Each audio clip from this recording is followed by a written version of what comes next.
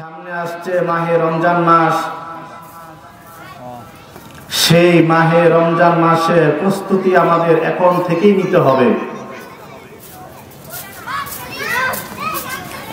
যে জিনিসের প্রস্তুতি সবচেয়ে বেশি নেবেন ওই জিনিসটার নাম হলো কোরআন তেলাওয়াতের প্রস্তুতি। আমরা যারা সহি শুদ্ধ করে কোরআনে কারীম তেলাওয়াত করতে পারি, যদি রমজান মাসে কোরআন তেলাওয়াত করতে পারি, যদি রমজান মাসে রোজাগুলো রাখতে পারি, যদি রমজান মাসে নামাজ পড়তে পারি, যদি রমজান মাসে তারাবি নামাজ পড়তে পারি, যদি রমজান মাসে আমল করতে পারি, যদি রমজান মাসে জিকির করতে পারি, যদি রমজান মাসে অন্যান্য যে ইবাদতগুলো আছে ওই সমস্ত ইবাদতগুলো করতে পারি, তাহলে আপনার মতো সৌভাগ্যবান ব্যক্তি পৃথিবীর মধ্যে আর কেউ নাই। কারণ আপনি একজন সাধারণ মানুষ হয়ে কোরআনে কারীম তেলাওয়াত করতে পারেন, আপনি কৃষক হয়ে কোরআনে কারীম তেলাওয়াত করতে পারেন, আপনি দোকানদার হয়ে কোরআনে কারীম তেলাওয়াত করতে পারেন, আপনি ড্রাইভার হয়ে কোরআনে কারীম তেলাওয়াত করতে পারেন, আপনি শ্রমিক হয়ে কোরআনে কারীম তেলাওয়াত করতে পারেন, আপনি মিস্ত্রি হয়ে কোরআনে কারীম তেলাওয়াত করতে পারেন, আপনি শ্রমিক হয়ে কোরআনে কারীম তেলাওয়াত করতে পারেন, আপনি ইঞ্জিনিয়ার হয়ে কোরআনে কারীম তেলাওয়াত করতে পারেন, আপনি ডাক্তার হয়ে কোরআনে কারীম তেলাওয়াত করতে পারেন, আপনি মাস্টার হয়ে কোরআনে কারীম তেলাওয়াত করতে পারেন, আপনি সাধারণ থেকে সাধারণ মানুষ হয়ে কোরআনে কারীম তেলাওয়াত করতে পারেন। আপনার মতো সৌভাগ্যবান ব্যক্তি পৃথিবীর মধ্যে আর কেউ হতে পারে না। এই জন্য আমরা যারা কোরআনে কারীম তেলাওয়াত করতে পারি, সামনে আসছে রমজান মাস, তেলাওয়াতের মাস, আমলের মাস। এই রমজান মাসে আমরা বেশি বেশি করে কোরআনে কারীম তেলাওয়াত করব।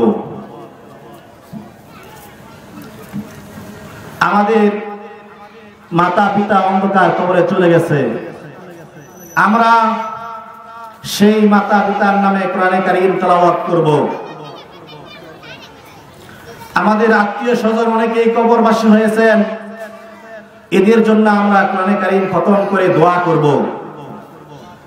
আমি কোরআনে কারীম খতম করে আমার সন্তানের জন্য দোয়া করব, আমি কোরআনে কারীম খতম করে আমার পরিবারের জন্য দোয়া করব, আমি কোরআনে কারীম খতম করে আমার নিজের কাজের জন্য, রিজিকের জন্য, সম্পদের জন্য, ব্যবসার জন্য, বিভিন্ন জিনিসের জন্য যে সমস্ত জিনিস আমার প্রয়োজন হয়, এই সমস্ত জিনিসগুলা আমি কোরআনে কারীম খতম করে দোয়া করব। আল্লাহ পাক রব্বুল আলামিন রমজান মাসকে উসিলা করে অবশ্যই কোরআনে কারীমকে উসিলা করে অবশ্যই আমার দোয়া কবুল করবেন। আর যারা আমরা কোরআনে কারীম পড়তে পারি না, শিখার আগ্রহ আমাদের মধ্যে নাই, নামাজও পড়ি না, অন্যান্য আমলগুলোও করি না, তাহলে পৃথিবীর মধ্যে আপনার মতো দুর্ভাগা মানুষ, দুর্ভাগা ব্যক্তি আর কেউ হতে পারে না।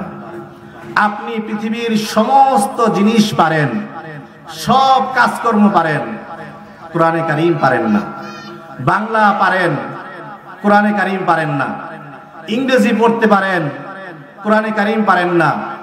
গণিত পারেন, কোরআনে কারীম পারেন না। ড্রাইভারি করতে পারেন, কোরআনে কারীম পড়তে পারেন না। কৃষিকাজ পারেন, কোরআনে কারীম পারেন না। ইঞ্জিনিয়ারিং পারেন, কোরআনে কারীম পারেন না।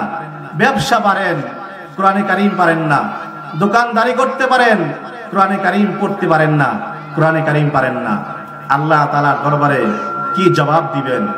একটু রাত্রে বেলায় ঘুমানোর সময় একটু চিন্তা করবেন, কেন দুনিয়ার মধ্যে আসলাম, কি করতেছি এবং দুনিয়া থেকে কি নিয়ে যাব।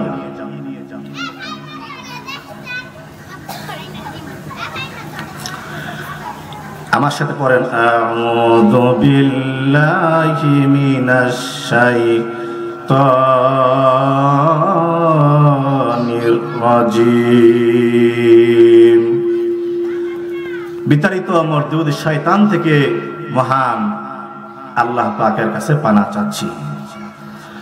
বিসমিল্লাহির রহমানির রহিম। পরম করুণাময় দয়ালু আল্লাহর নামে শুরু করছি। আলিমাত নাফসুম মা কদ্দামাত ওয়া আখারাত ইয়া আইয়ুহাল ইনসানু মা গররাকা বিরব্বিকাল কারীম। মহান আল্লাহ পাক রব্বুল আলামিন বলেন, সেদিন হাসরের ময়দানে মানুষ, প্রত্যেকটা মানুষ জানতে পারবে সে কি দুনিয়ার মধ্যে রেখে এসেছিল আর পরকালের জন্য কি নিয়ে গেল।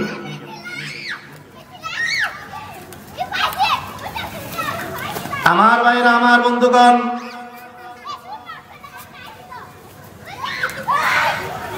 আমরা আমাদের সন্তানগুলো রেখে যাই।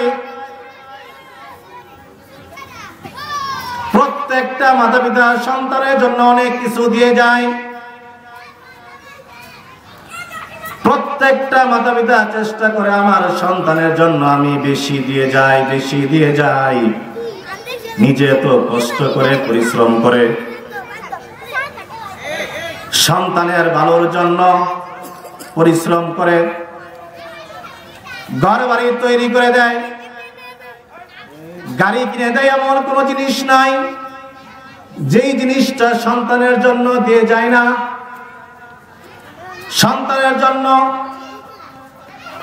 ঘর বাড়ি, টাকা পয়সা, ধন দৌলত, ব্যাংক ব্যালেন্স, এমন কোনো জিনিস নাই যেই জিনিসটা সন্তানের জন্য দিয়ে যায় না।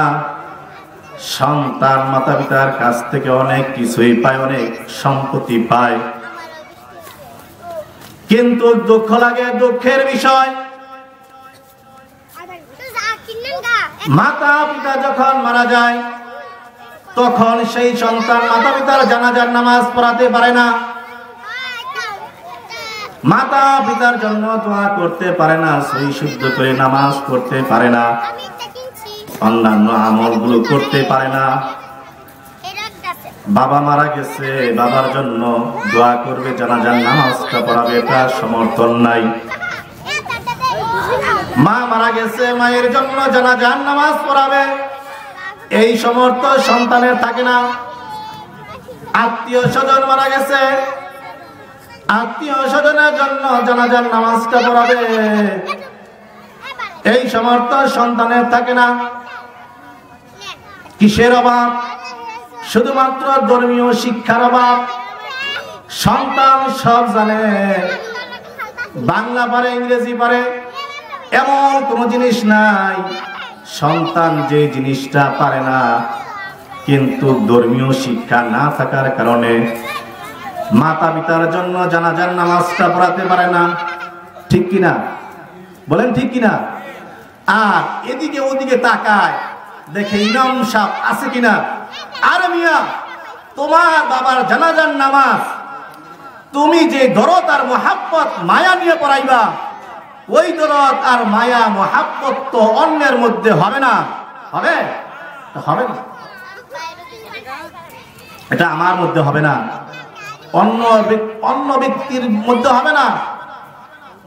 তোমার বাবার মায়া, তোমার বাবার জানাজার নামাজ তুমি যদি পড়াও, যে মহাব্বত থাকবে, যে দরদ থাকবে, সেটা অন্যের মধ্যে হবে না। এই জন্যই তো আল্লাহ পাক রব্বুল আলামিন প্রত্যেকটা সন্তানকে মাতা পিতার জন্য দোয়া শিক্ষা দিয়েছেন। রব্বির হামহুমা কামা রব্বায়ানি সগীরা। হে আমার প্রতিপালক, হে আমার প্রভু, তুমি আমার মাতা পিতাকে এমন ভাবে লালন পালন করো যেমনি ভাবে তারা আমাকে শৈশবে লালন পালন করেছে। এই জন্য আমি আপনাদেরকে অনুরোধ করব,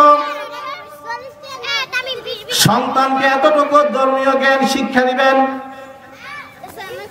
যতটুকু ধর্মীয় জ্ঞান শিক্ষা দিলে আপনার সন্তান আপনার জানাজার নামাজ পড়াইতে পারবে, আপনার জন্য দোয়া করতে পারবে, আপনাকে কবরের মধ্যে রেখে আপনার জন্য দোয়া করবে, এতটুকু ধর্মীয় জ্ঞান শিক্ষা দিবেন। যতটুকু জ্ঞান শিক্ষা দিলে সন্তান সহি শুদ্ধ করে নামাজ পড়াইতে পারে, নামাজ পড়তে পারে, যতটুকু ধর্মীয় জ্ঞান শিক্ষা দিলে আপনার মৃত্যুর পরে সন্তান আপনার জন্য কোরআনে কারীম তেলাওয়াত করে খতম করে আপনার জন্য দোয়া করবে, এতটুকু ধর্মীয় জ্ঞান প্রত্যেকটা সন্তানকে অবশ্যই অবশ্যই আপনারা শিক্ষা দিয়ে যাবেন। এজন্যই আল্লাহ রাসূল সাল্লাল্লাহু আলাইহি ওয়াসাল্লাম বলেছেন, তালাবুল ইলমি ফরিদাতুন আলা কুল্লি মুসলিমিন আও মুসলিমা। ইলমে দ্বীন শিক্ষা করা প্রত্যেকটা নরনারীর উপর আবশ্যকীয়, ফরজ। আমি প্রত্যেককে অনুরোধ করব, আমরা আমাদের সন্তানকে অনেক কিছুই দিয়ে যাই, কিন্তু ধর্মীয় জ্ঞানটা শিক্ষা দিয়ে যাই না, যার কারণে আমার সন্তান আমার মৃত্যুর পরে আমার জানাজার নামাজটাই পড়াইতে পারে না। পৃথিবীর আমার জন্য সব কিছু করতে পারে, আমার জন্য অন্যান্য হুজুর এনে বিভিন্ন ছাত্রগুলো এনে কোরআনে কারীম খতম করিয়ে অনেক কিছু করায়, কিন্তু আমার জন্য দোয়াও করতে পারে না, আমার জানাজার নামাজটাও পড়াইতে পারে না। এই জন্য সন্তান পড়াইতে পারে না, নামাজ পড়াইতে পারে না, জানাজার নামাজ পড়াইতে পারে না, এজন্য সন্তান দায়ী নয়, এজন্য দায়ী হলাম আমরা। কি বলেন, ঠিক কিনা?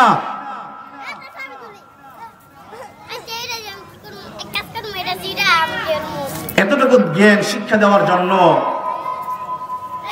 মাদ্রাসা তৈরি করা হয়, মেয়েদেরকে আলেমা বানানোর জন্য, হাফেজা বানানোর জন্য। আপনার মেয়ে, আপনি মারা গেলে, আপনি যখন মারা যাবেন, আপনার মেয়ে আপনার পাশে কোরআনে কারীম তেলাওয়াত করবে। পৃথিবীর মধ্যে এর থেকে সৌভাগ্যবান মানুষ আর অন্য কিছু হতে পারে না।